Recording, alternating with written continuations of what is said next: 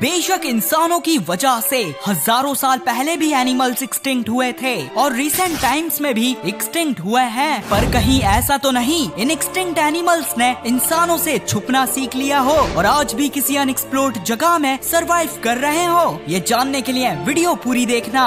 Number 6, pink headed duck. Well India, Bangladesh और Myanmar में एक वक्त में पिंक हेडेड डक नामी डक्स की सबसे ज्यादा यूनिक नस्ल पाई जाती थी और इनके इतने यूनिक होने की वजह इनके सर का पिंक कलर था।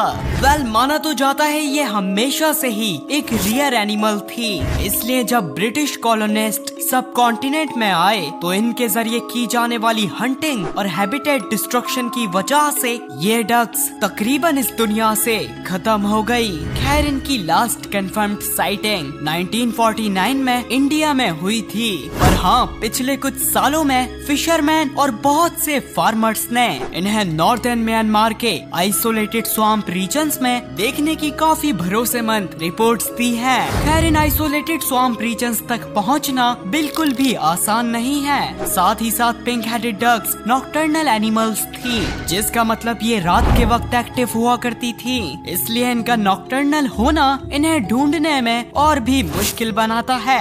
बहरहाल यही कुछ रीजंस हैं कि IUCN ने इन्हें अब तक एक्सटिंक्ट नहीं बल्कि क्रिटिकली इंडेंजर्ड का स्टेटस दिया हुआ है।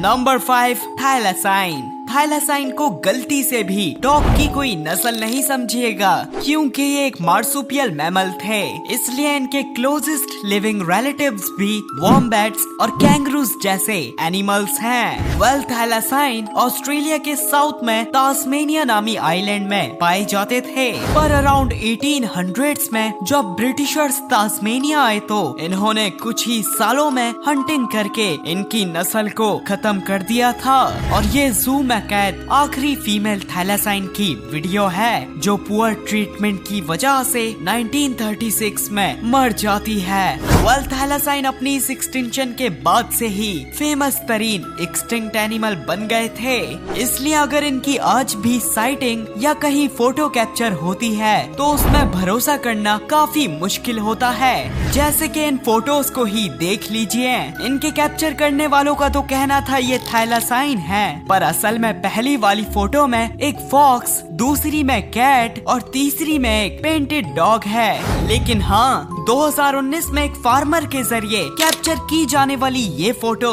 थाइलासाइन के जिंदा होने का कहीं न कहीं प्रूफ देती है। बहरहाल ये जो मैप आप देख रहे हैं इसमें 1936 के बाद से तास्मेनिया में जितनी भी थाइलासाइन की साइटिंग्स हुई हैं उनकी लोकेशन है, इसलिए तो कुछ एक्सपर्ट्स का मानना है ये आज भी तास्मेनिया में कहीं न कहीं जिंदा है।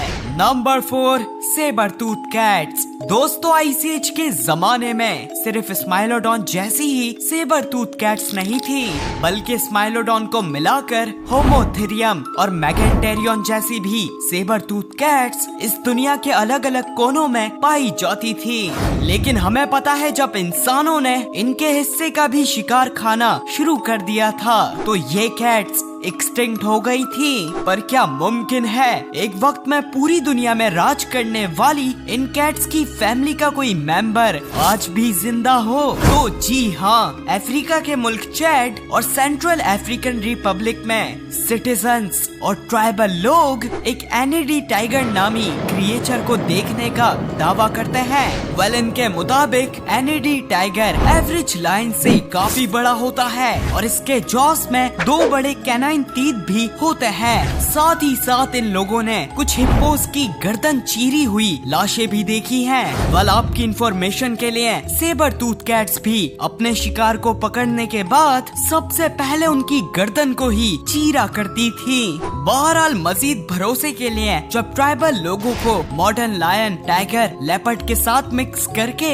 सेबर टूथ कैट की पिक्चर दिखाई गई तो इन्होंने फौरन सेबर टूथ कैट की तरफ इशारा करा था। इसका मतलब यही हो सकता है कि अफ्रीका में सेबर टूथ कैट्स की कोई अनडिस्कवर्ड नस्ल आज भी घूम रही है। Number 3 ground sloth. बेशक आइस एज के जमाने में बहुत से मेगाफोना इस दुनिया में इवॉल्व हुए थे, पर इनमें से ज्यादातर मेगाफोना आइस एज के खत्म होते होते और इंसानी हंटिंग की वजह से एक्सटिंक्ट हो गए थे।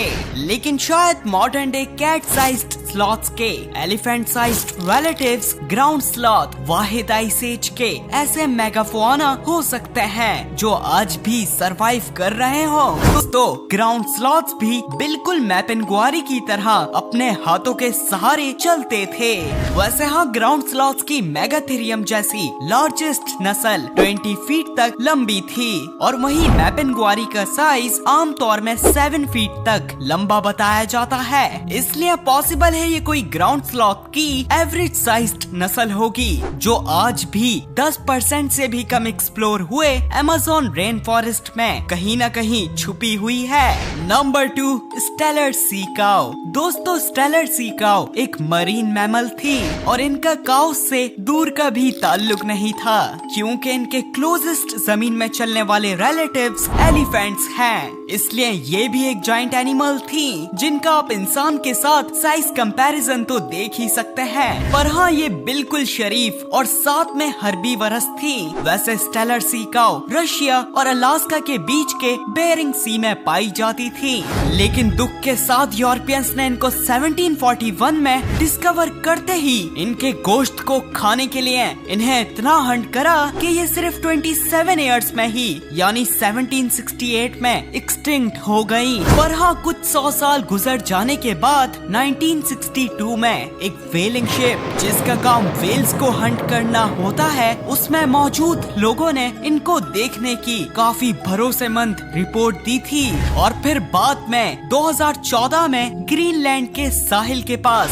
इनकी कुछ फोटोज को भी कैप्चर किया गया था। पर इन फोटोज में मुश्किल से ही किसी स्टेलर सी काऊ को देखा जा सकता है। खैर दोस्तों, इनके हैबिटेट के पास के कमांडर आइलैंड्स में रहने वाले नेटिव्स जिनकी तादाद 1000 से भी कम है, वो आज भी इनके जिंदा होने में यकीन रखते हैं। Number 1 megalodon. वेल, हम सब जानते हैं मेगलाडॉन इस दुनिया में आने वाली सबसे खतरनाक तरीन सी मॉन्स्टर थी जो आज से 2.6 मिलियन ईयर्स पहले आइस एज के शुरू होते ही एक्सटिंक्ट हो गई थी। लेकिन क्या पॉसिबल है मिलियन ईयर्स पहले एक्सटिंक्ट होने वाला कोई एनिमल दोबारा डिस्कवर हो जाए? तो जी हाँ, एग्जाम्पल के लिए हम इंसानों का मानना था सिलिकैंथ नामी ये 400 मिलियन ईयर्स पुरानी डीप सी फिश डायनासोर की एक्सटिंक्शन के साथ साथ एक्सटिंक्ट हो गई थी।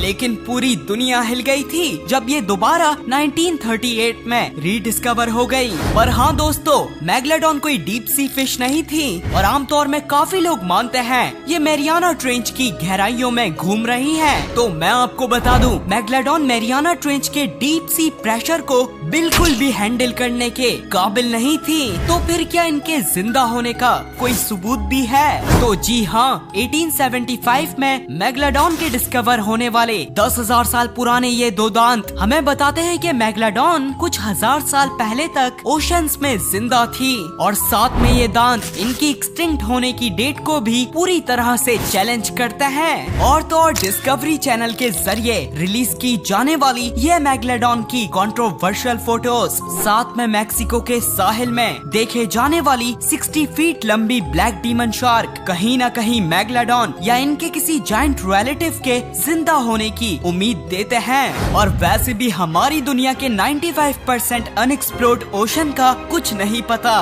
कब ये सुनी सुनाई कहानियों को रियलिटी में तब्दील कर देता है।